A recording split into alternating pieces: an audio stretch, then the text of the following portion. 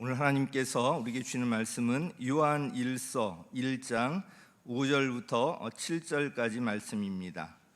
요한 1서 1장 5절부터 7절까지 우리 온라인으로 예배드리신 분들도 성경을 찾아서 함께 읽도록 하겠습니다.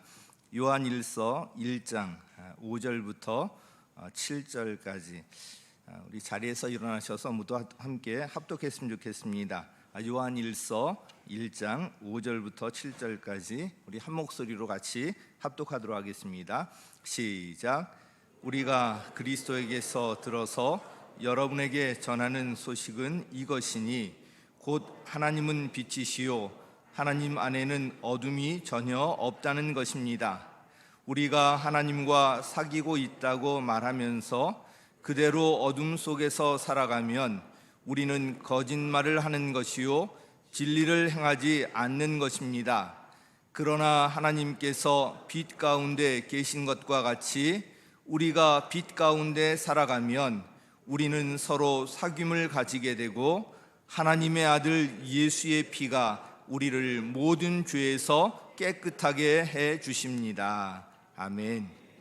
하나님 앞에 사랑을 고백하면서 함께 찬양을 했으면 좋겠습니다. 나의 사랑, 나의 생명, 주님 앞에 정말 우리 마음을 다해서 찬양을 올려드릴 때 주님께서 또 우리 예배 기뻐 받아주시고 이 시간에 충만하게 은혜로 함께 하실 줄 믿습니다. 나의 사랑, 나의 생명 같이 한번 찬양하겠습니다.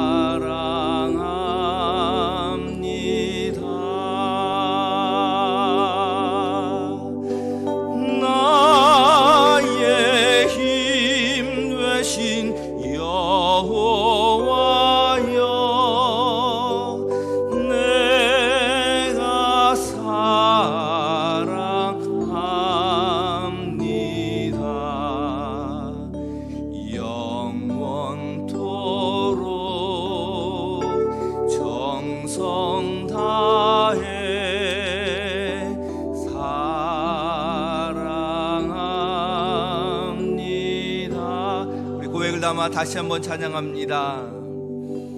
나의 사랑, 나의 생명, 나의 예수님,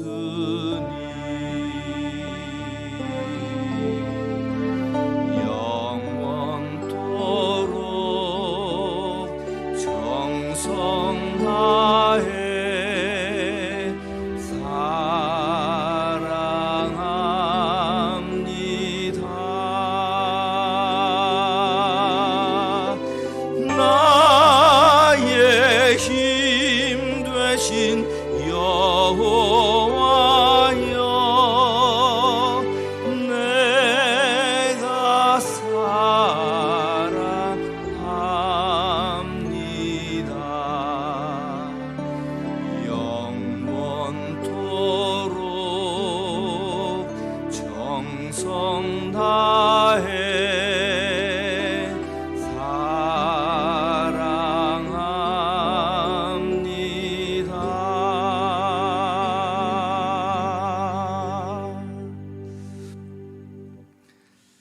주님께서 우리 사랑의 고백을 기뻐 받아주시고 힘들고 어렵지만 그 은혜 가운데 주님께 소망을 두고 또 용기를 갖고 나갈 수 있게 하실 줄 믿습니다. 그 주님께서 이 시간에 충만하게 임재해 주시고 이 시간 함께 하시는 줄 믿습니다.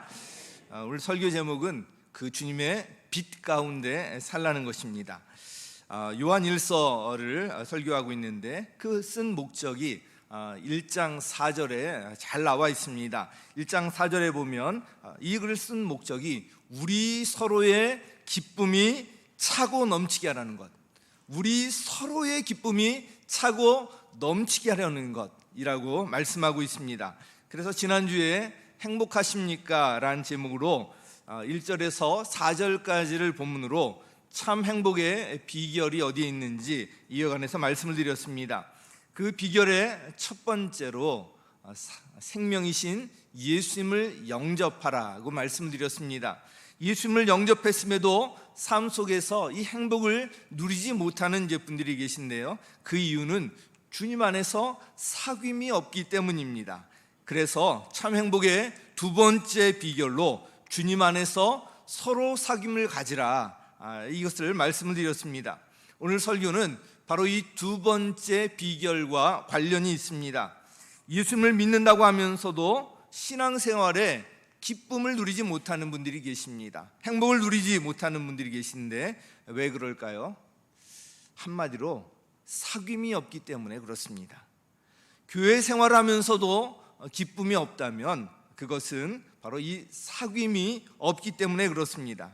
사귐이 있을 때 참 기쁨이 있고요, 사귐이 있을 때 행복합니다. 그런데 주님 안에서 이 사귐을 가지려면 우리가 어떻게 해야 할까요? 한마디로 빛 가운데 살아야 합니다. 빛 가운데 산다는 것이 무엇인지, 이것이 왜 이렇게 중요한지, 빛 가운데 살기 위해서 우리가 어떻게 해야 하는지 오늘 본문을 중심으로 살펴보려고 합니다.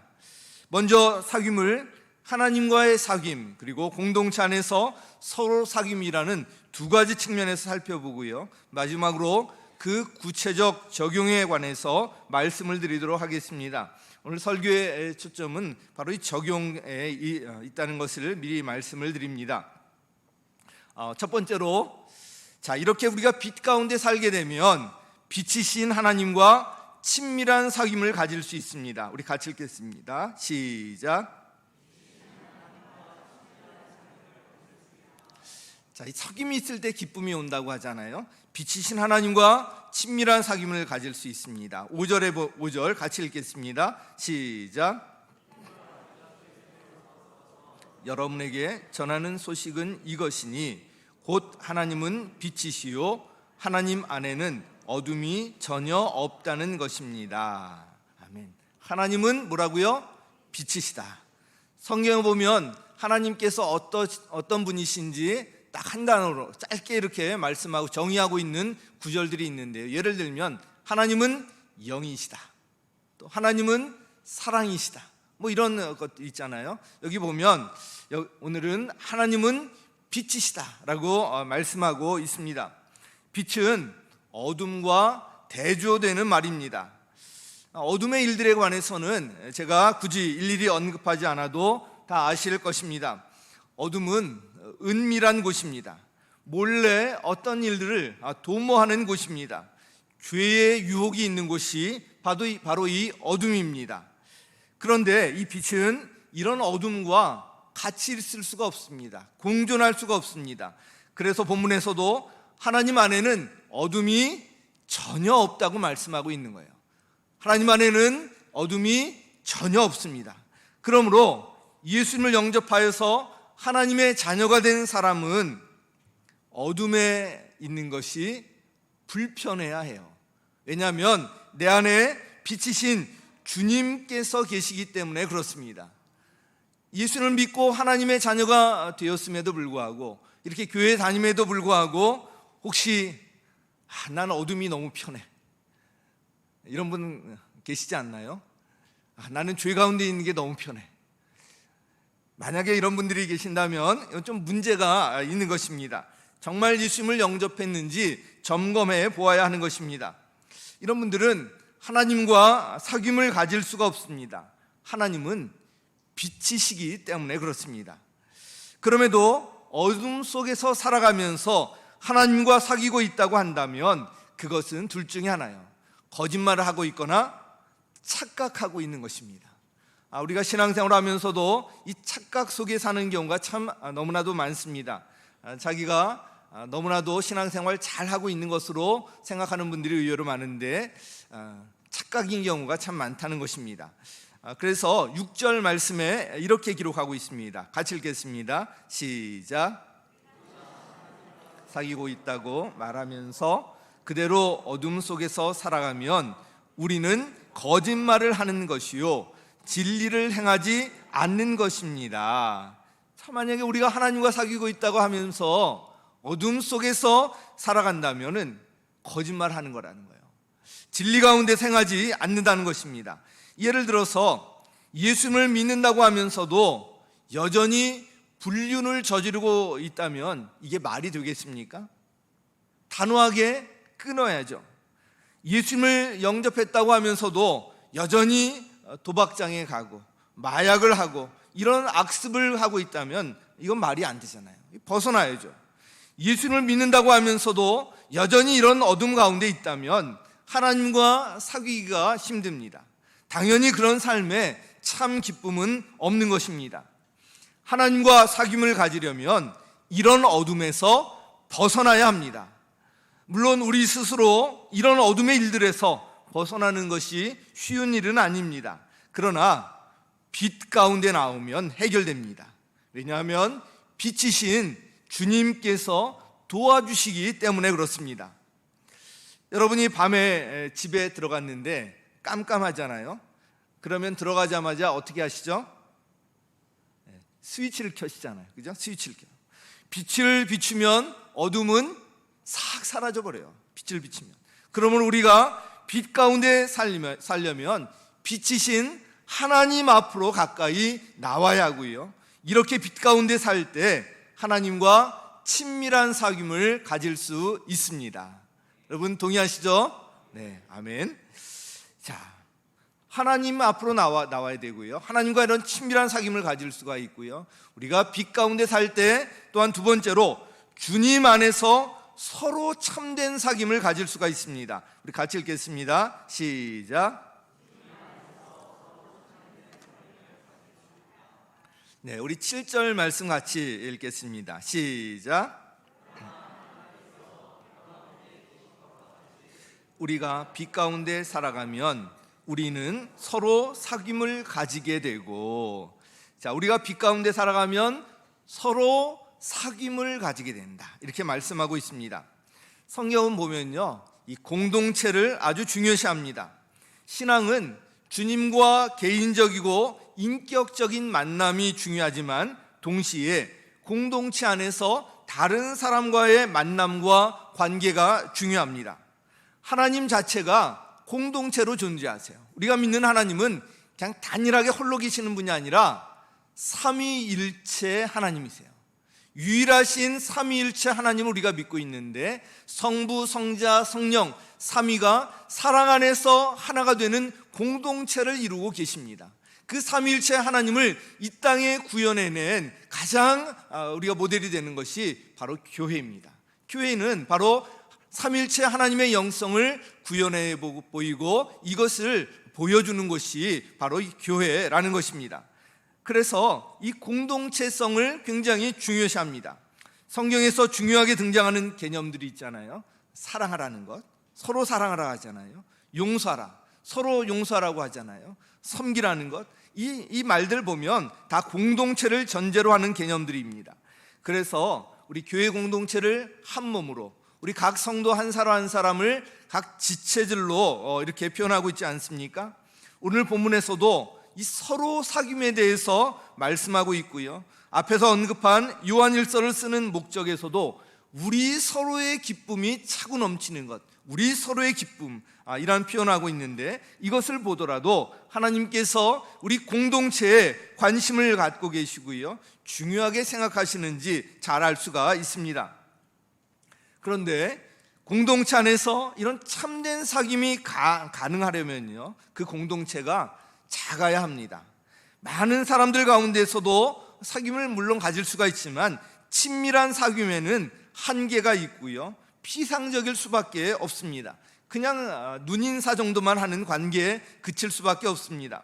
신약 성경을 자세히 읽어보면요, 대부분 작은 공동체를 전제로 하고 있는 말씀들이라는 것을 알 수가 있습니다.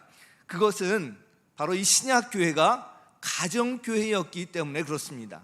집에서 모이는 가정교회였기 때문에 이것을 전제로 하는 말씀들이 쭉 기록되어 있고, 그래서 이 가정교회를 제대로 경험할 때 신약 성경에 있는 말씀들이 구체적으로 어떤 내용인지 바로 우리 마음에 와닿게 되고 그것을 잘 깨달아 알 수가 있는 것입니다.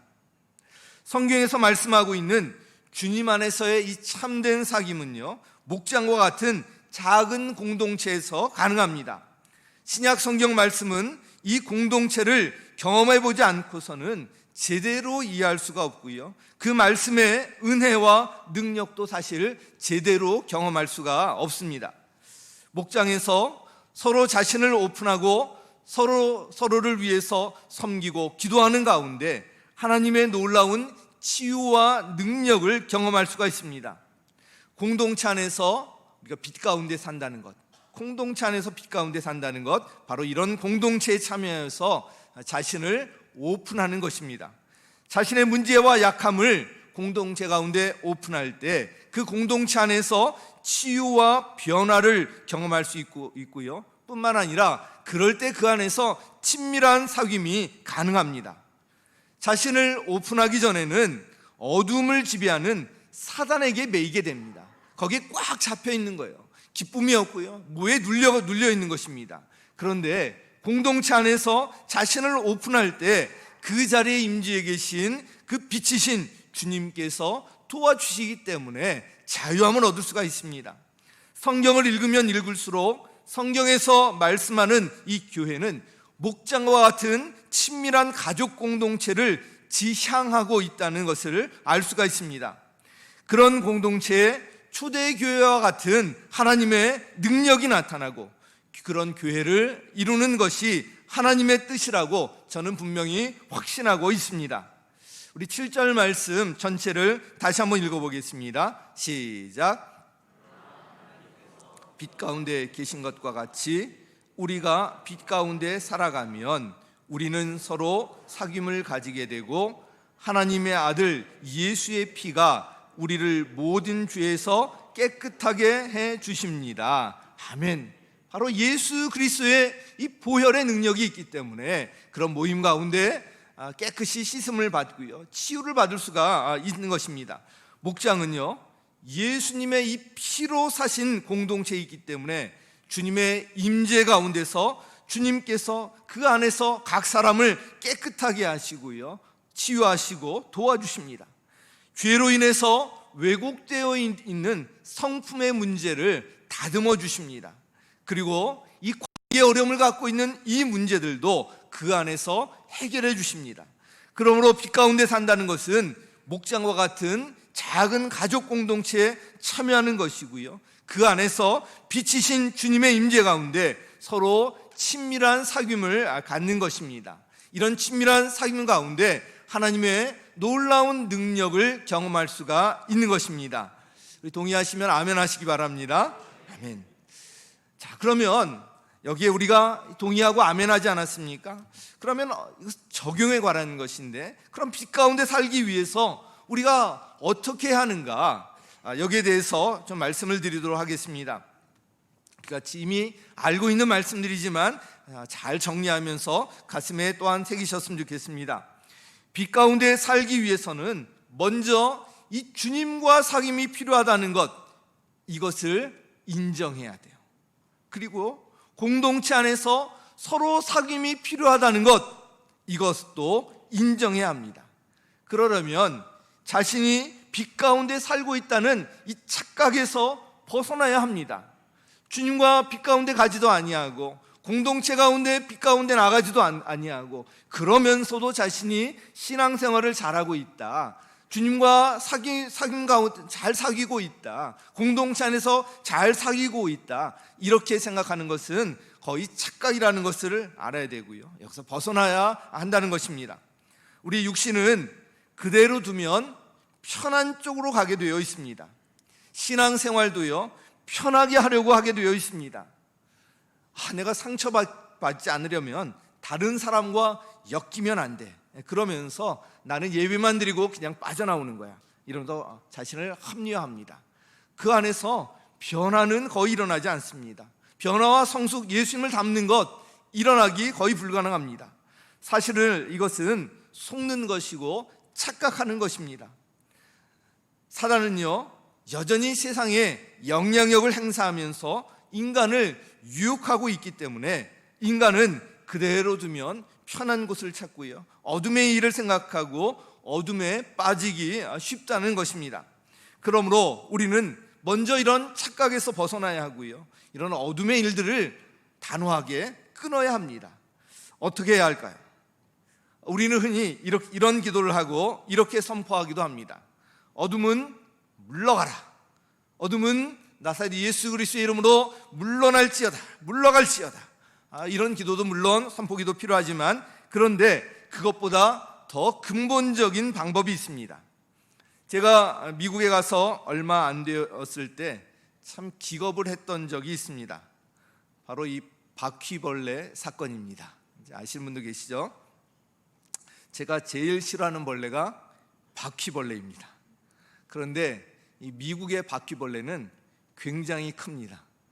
그래서 한 제 새끼손가락 2마디 정도는 돼요. 그러니까 굉장히 커요. 잡기도 참 어렵습니다.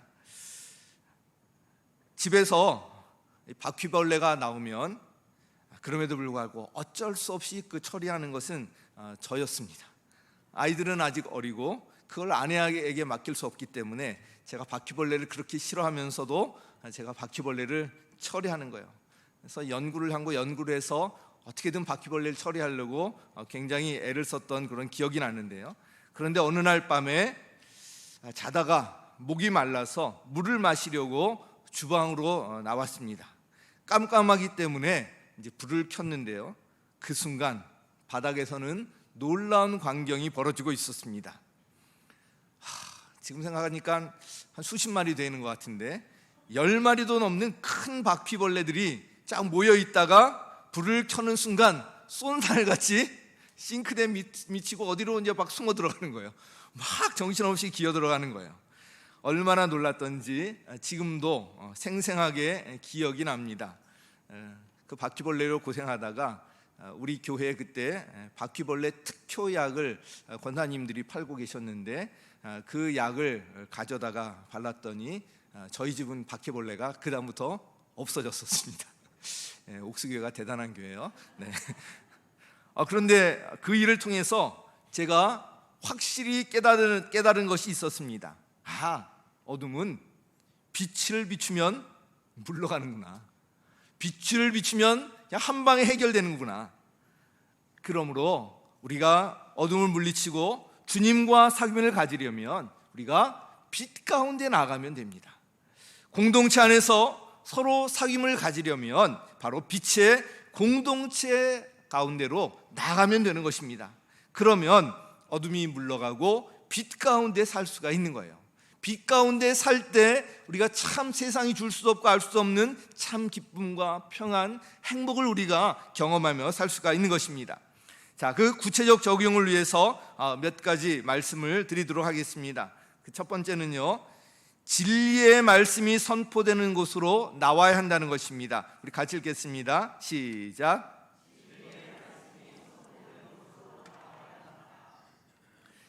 빛이신 주님과 사귀려면 이런 빛 가운데로 나오려는 노력과 결단이 반드시 필요합니다. 주님은 이 진리의 말씀을 통해서 자신을 드러내십니다. 그래서 우리는 끊임없이 이 진리의 말씀이 가르쳐지고 선포되는 곳으로 나와야 하는 것입니다. 가장 기본이 되는 것이 바로 이 말씀이 선포되는 예배의 자리입니다. 아주 중요합니다. 빛이신 주님 앞으로 나갈 수 있는 아주 중요한 자리입니다. 또한 말씀이 가르쳐지는 성경 공부의 자리가 중요합니다. 말씀이 가르쳐지는 이 자리가 아주 중요한 자리입니다. 그리고 말씀을 적용하는 목장 모임의 자리가 또 너무나도 중요한 거예요. 진리의 말씀이 선포되고 가르쳐지고 적용되는 바로 이곳으로 나와야 우리가 빛이신 주님과 함께하고 빛 가운데 살아갈 수가 있는 것입니다. 이런 자리가 바로 빛이신 그 주님께서 함께하시는 자리입니다. 그러므로 주님과 이 친밀한 사귐을 가지려면 이런 자리를 피하면 안 됩니다. 이런 자리가 주어질 때 적극적으로 참여해야 하는 것입니다.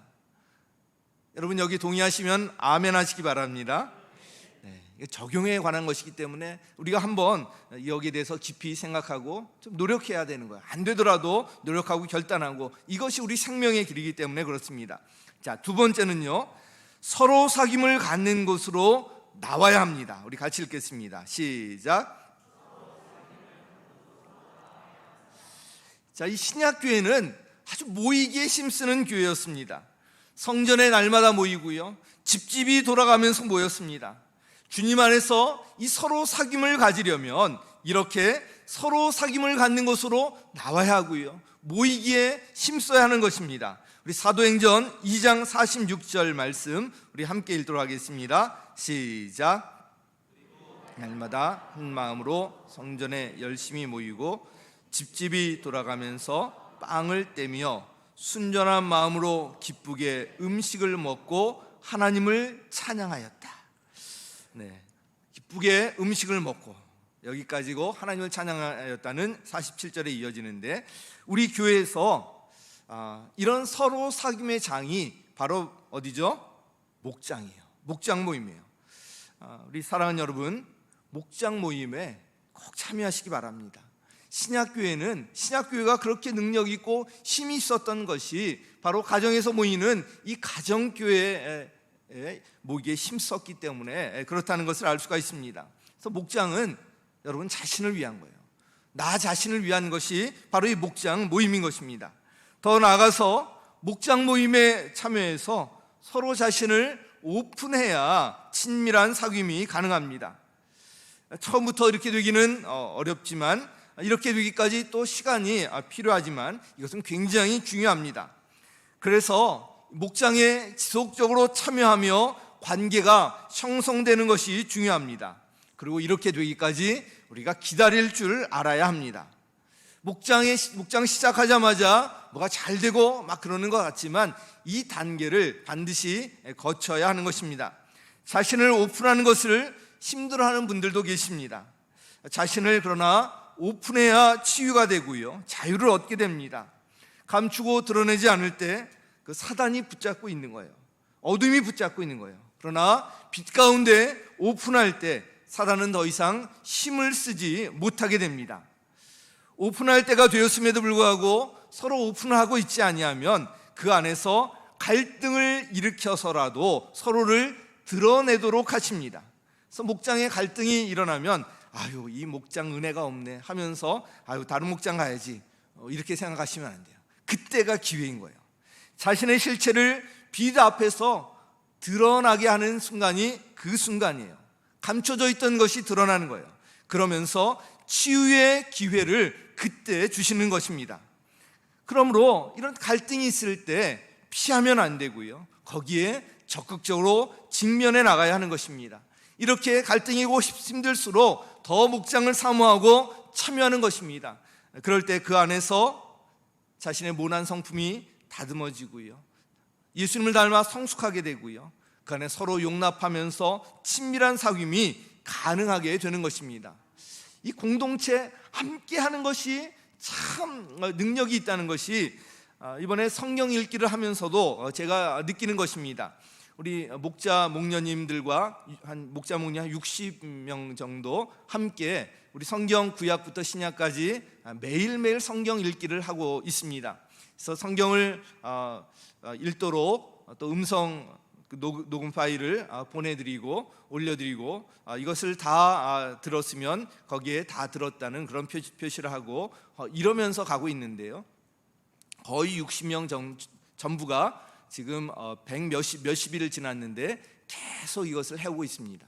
만약에 이런 공동체가 아니었으면 혼자 하다가 금방 아마 주저앉을 수도 있었을 거예요. 금방 포기할 수도 있었을 거예요. 그런데 공동체 안에서 함께 하니까 좀 처지려고 하다가도 다른 사람들 하는 거 보면서 용기를 얻고요. 함께 하면서 지금 60명 거의 다가 계속 이 성경 읽기를 해나가고 있습니다. 아마 274일 동안 읽는 것인데 거의 모든 분들이 다 여기 완주할 걸로 그렇게 기대하고 있을 정도입니다. 이 공동체 안에 함께 있다는 것이 바로 이 놀라운 것이고요. 이 공동체가 주는 힘과 능력은 대단한 것입니다. 그리고 그 안에 주님께서 함께 하시기 때문에 그 놀라움은 더한 것입니다. 자, 우리가 세 번째로 중요한 것이 지난주에도 말씀드린 것인데, 우리 시선을 어디에 두어야 하냐? 우리 시선을 VIP에게 주어야 한다는 것, 마지막 적용점으로 한 가지 더 우리 읽겠습니다. 시작. 자, 우리의 시선이 공동체 안에만 머물러 있으면 더 이상 성숙이 일어나지 않습니다. 침체되기가 쉽습니다. 우리 시선을 항상 공동체 밖을 향해야 되고요, 믿지 않는 VIP를 향해야 하는 이유가 여기에 있습니다. 우리 오늘 그 3절 말씀에서도 바로 이것을 알 수가 있는데, 우리 지난주일 말씀이지만 3절 말씀 같이 읽겠습니다. 시작. 우리가 보고 들은 바를 여러분에게도 선포합니다. 우리는 여러분도 우리와 서로 사귐을 가지기를 바라는 것입니다. 자, 여기 보면 우리가 보고 들은 바를 여러분에게도 선포한다고 말씀하고 있고요, 우리는 여러분도 우리와 서로 사귐을 가지기를 바란다고 말씀하고 있습니다. 여러분도 이것을 좀 알고 우리와 같이 이 서로 사귀는 가운데 나오기를 원한다. 물론 이 요한 공동체 이미 공동체를 이루고 있고 그들 가운데 어떤 사귐이 있었지만 거기에 머물지 않았어요. 그 공동체 밖에 있는 사람들을 향해서 우리와 서로 사귐을 갖자, 계속 시선을 밖으로 향하면서 함께 했기 때문에 그 공동체는 끊이지 않는 놀라운 은혜와 능력이 거기에서부터 나왔던 것입니다. 주님의 관심은 믿지 않는 한 영혼에 있습니다. 한 영혼이 주님께 돌아올 때 천국에서 잔치가 벌어집니다. 주님의 관심이 여기에 있기 때문에 우리가 이 일에 동참할 때 우리 삶 속에서도 이 하늘의 기쁨을 이 땅에서도 우리가 맛보며 살 수가 있는 것입니다. VIP 영혼권의 현장 가운데 그 하늘의 기쁨을 우리가 이 땅에서도 맛보고 누릴 수 있다는 것 꼭 기억하시기 바랍니다. 오늘 세 가지 적용점을 말씀을 드렸습니다. 빛 가운데 살라, 이 말씀으로 제목으로 말씀을 전했는데요, 이 빛 가운데 살 때 주님과 친밀한 사귐이 가능하고요, 공동체 안에서도 서로 친밀하게 사귐을 가질 수가 있습니다. 우리가 빛 가운데 살기 위해서는 그래서 이 빛의 자리를 사모하고요, 적극적으로 참여해야 하는 것입니다. 진리의 말씀이 선포되는 자리, 또 말씀이 가르쳐지는 성경 공부, 삶 공부의 자리, 그 말씀을 적용하는 목장 모임의 이 자리를 사모하시면서 적극적으로 참여하시기 바랍니다. 그럴 때 빛 가운데 살 수가 있고요, 그럴 때 주님 안에서 주님과 또 공동체 안에서 친밀한 사귐이 가능하고요, 그럴 때 진정한 기쁨을 누리고요, 서로 간에 진정한 행복을 누릴 수가 있는 것입니다. 이런 기쁨이 저와 여러분의 삶 가운데, 또한 여러분의 가정과 목장 가운데, 우리 교회 전체 안에 넘치기를 예수님의 이름으로 간절히 축원합니다.